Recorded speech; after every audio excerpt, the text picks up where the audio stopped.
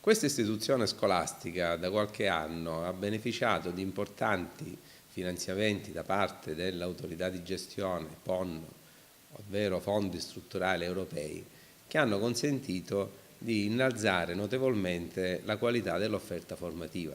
Sono corsi di compendio e di arricchimento dell'offerta formativa che ci consentono anche di lasciare aperta la scuola in orario pomeridiano, ci consentono di recuperare ragazzi che potrebbero essere in difficoltà, oppure ci consentono di coltivare le eccellenze. Abbiamo realizzato un progetto che ha per nome Comunichiamo insieme con un click.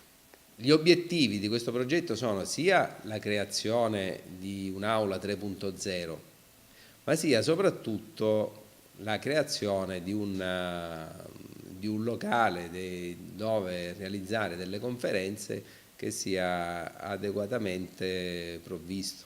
Quest'aula di conferenze ci permette di inviare in tempo reale come streaming quello che accade in aula magna anche nelle altre aule. Abbiamo già realizzato il progetto Apriamo la scuola, che mirava a ridurre il fallimento formativo precoce e la dispersione scolastica. Un altro progetto realizzato è Innoviamo i saperi. Questo ci ha consentito per esempio di promuovere delle iniziative di recupero per i ragazzi che a fine anno scolastico avevano delle difficoltà.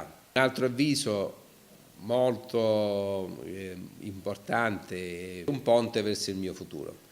È un progetto di orientamento e riorientamento che la scuola, con cui la scuola riesce a finanziare e a realizzare delle attività di alternanza scuola-lavoro pregevoli. Voglio sottolineare semplicemente il gradimento da parte dei ragazzi di trattare argomenti di assoluto rilievo e che riusciamo a organizzare qui con una dedizione della classe docente che è assolutamente encomiabile.